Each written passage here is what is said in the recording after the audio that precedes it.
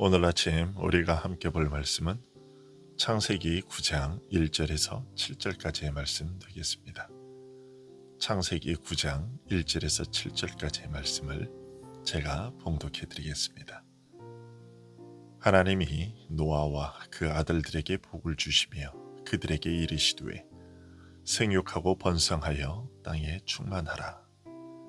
땅의 모든 짐승과 공중의 모든 새와 땅에 기는 모든 것과 바다의 모든 물고기가 너희를 두려워하며 너희를 무서워하리니 이것들은 너희의 손에 붙였습니다.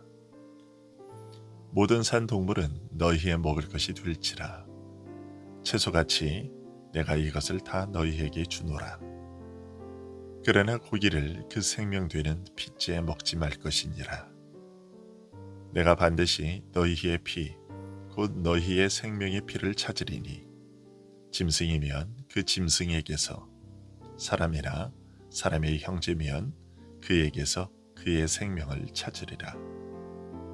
다른 사람의 피를 흘리면 그 사람의 피도 흘릴 것이니 이는 하나님이 자기 형상대로 사람을 지으셨음이니라.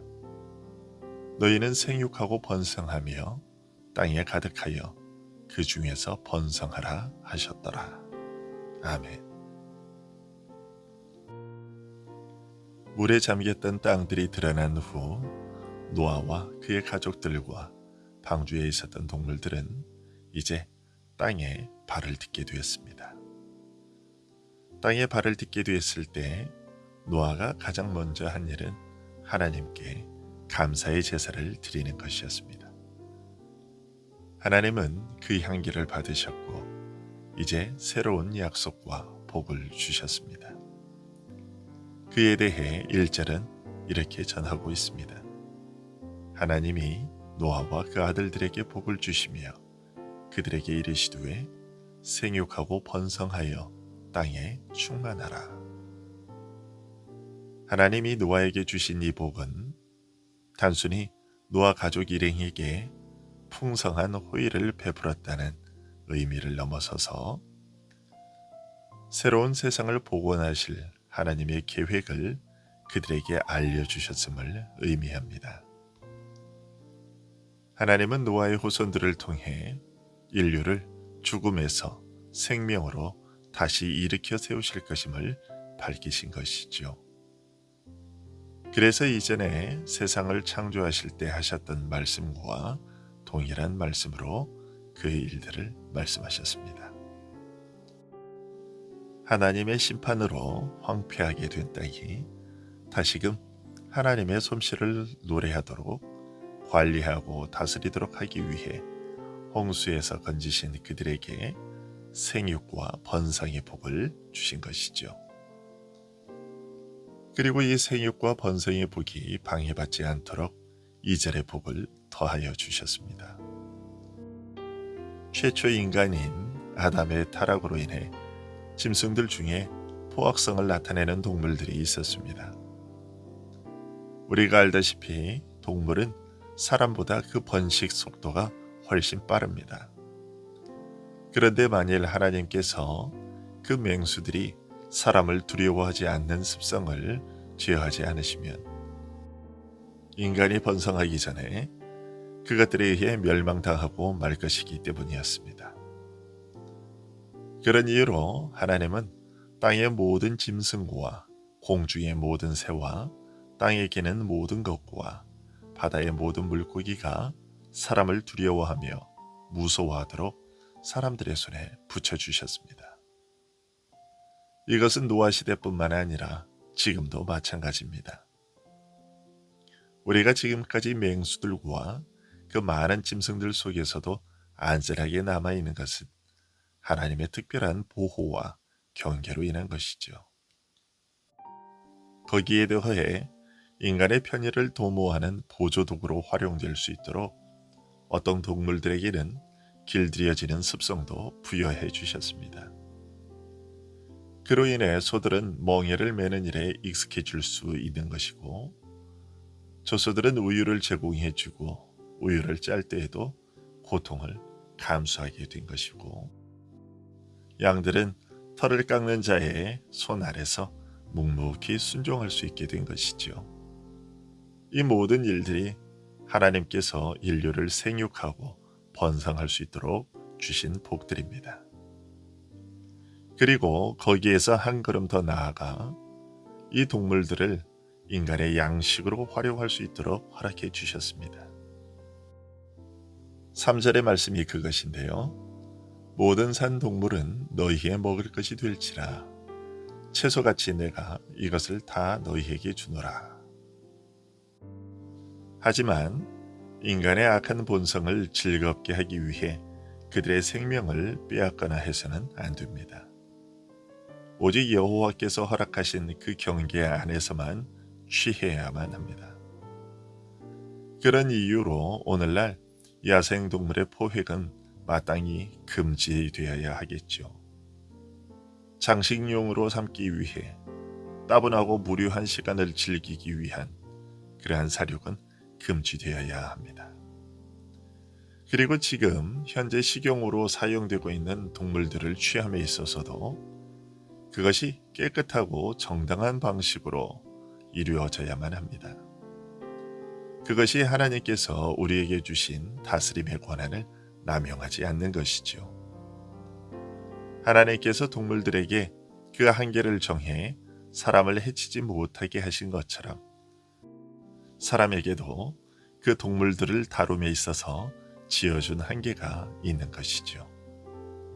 인간에게 그것들을 다스릴 수 있는 권한을 부여하셨지만은 그것들의 최종 소유권은 어디까지나 하나님께 있음을 기억하고 우리들의 잘못된 욕심을 채우는데 무분별하게 남용해서는 안 된다는 것입니다. 또한 그런 이유로 우리는 식물과 동물을 양식으로 삼을 때에 감사의 기도를 하는 것이죠. 디모데전서 4장 3절에서 바울 사도는 음식물은 하나님이 지으신 바니 믿는 자들과 진리를 아는 자들이 감사함으로 받을 것이니라고 했습니다. 우리는 이 가르침을 잘 기억해야 합니다. 세상 사람들은 우리가 음식으로 섭취하는 동식물을 사람이 만들어낼 수 있는 것처럼 생각하고서 그것들을 먹음에 있어서 어떠한 감사도 피하지 않습니다. 하지만 우리는 압니다. 인간은 절대로 우리가 먹는 음식물을 창조하고 생산해낼 재주가 없다는 것을요. 비록 우리가 밭에 나가 씨를 뿌리고 물을 주고 잡초를 제거하는 수고를 하지만 씨가 뿌리를 내리고 싹을 틔우고 햇빛을 받으면 자라게 하시고 열매가 맺히게 하는 이는 하나님이십니다. 동물들도 마찬가지죠. 인간이 그것들을 교미시키고 사육하지만 그것들이 새끼를 낳을 수 있게 하시는 이는 인간이 아니라 하나님이십니다. 그러니 바울 사도는 믿는 자들과 진리를 아는 자들은 음식을 대할 때 감사함으로 받아야 한다고 말하는 것이죠. 하나님은 이렇게 우리의 생명을 돌보시는 분이시며 그래서 주님 역시도 우리에게 기도를 가르치실 때 아버지 하나님께 오늘날 우리에게 일용할 양식을 주옵시고 라고 기도하도록 가르치신 것이죠. 오늘 본문 4절을 통해서 이런 점을 좀 더 명확히 알 수 있습니다. 그러나 고기를 그 생명되는 핏째 먹지 말 것이니라. 동물을 먹을 수 있게 허락하셨으나 무분별하게 먹지는 못하도록 금하고 계십니다. 그리고 동물을 핏째 먹지 못하도록 금하시는 데에는 또 한 가지 이유가 더 있습니다. 그것은 우리 인간으로 하여금 우리의 온순함을 지키고 사람의 생명을 해치는 대로 나아가지 않도록 하시기 위해서입니다. 4절에서 하나님은 피를 생명과 같은 것으로 취급하십니다. 피 자체에 생명이 있는 것은 아니지만 생명을 상징하는 것이 되게 하신 것인데 만일 우리가 핏째 먹는 일을 삼가지 않음으로써 동물의 생명을 경시 여기게 되면 그러다가 나중에는 심지어 사람의 생명을 해치는 일에까지 나아갈 수 있기 때문에 이를 금하신 것이죠. 그래서 5절에서 하나님은 내가 반드시 너희의 피, 곧 너희의 생명의 피를 찾으리니 짐승이면 그 짐승에게서, 사람이나 사람의 형제면 그에게서 그의 생명을 찾으리라고 말씀하십니다. 인간의 피를 흘리는 데에 조금도 주저함 없이 감행하게 되는 일이 없도록 하기 위해서죠. 실제로 우리는 연쇄 살인범들이 사람의 생명을 해치는 일을 시작하기 전에 동물들을 연습 삼아 살해했다는 끔찍스러운 이야기를 듣곤 합니다. 이런 신뢰들을 통해 우리는 오늘 본문에서 하나님께서 핏째 먹지 말도록 금하신 데에는 모두가 정당한 이유가 있어서 그런 것이었음을 깨닫게 됩니다. 이어서 우리는 6절에서 인간의 생명이 타인에 의해 해쳐져서는 안 되는 중요한 이유를 보게 됩니다. 그것은 우리 인간은 하나님의 형상으로 지음받았기 때문이라는 것입니다. 만일 이 사실이 이해지면 전도서의 지혜자가 말하는 것처럼 사람과 동물은 다를 바가 없습니다. 인간이 다른 피조물들과 달리 고귀한 존재로 취급받는 것은 인간이 하나님의 형상으로 지음받았다는 그 사실에 있습니다. 우리는 우리 자신들로는 하나님의 호의를 받을 아무런 가치도 없는 존재들이지만 하나님은 우리들 안에 있는 자신의 선물을 보시고 그것으로 인하여 우리를 사랑하시고 돌보고 싶어 하시는 것입니다. 우리가 비록 하나님께 많은 죄를 지었어도 하나님은 우리에게서 이 특별한 복을 거두시지는 않으시고 여전히 남겨두셨습니다. 하나님은 이상의 금령과 지침들을 주시고 다시 한번 생육하고 번성하라고 복을 주셨습니다. 우리 인류를 이만큼 사랑하신다는 것을 다 말씀해 주시고 나서 너희도 생명을 보호하는 그 일에 함께 동참하라고 말씀하신 것이죠. 동시에 씨를 보존하도록 살인을 금하신 것입니다. 그리고 하나님께서 우리의 생명을 보존하는 일에 동참하라고 하셨을 때 그것이 단순히 육체의 생명만을 뜻하는 것이냐 하면 그것이 전부는 아니죠. 왜냐하면 성경은 사람의 생명을 논할 때 육체의 생명보다 영혼을 더욱 중요하게 다루고 있기 때문입니다.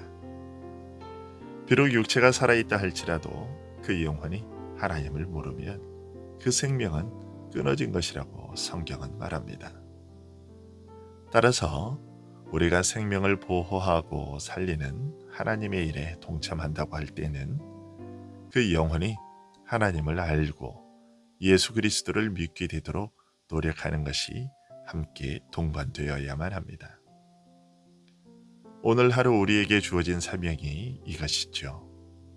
우리의 삶을 통해 사람의 생명이 단순히 육신에만 있지 않고 영혼에 있다는 사실, 그리고 그 영혼은 예수 그리스도를 믿음으로만 생명을 얻게 된다는 것을 증거하는 삶이 되도록 하는 것이 우리의 사명입니다.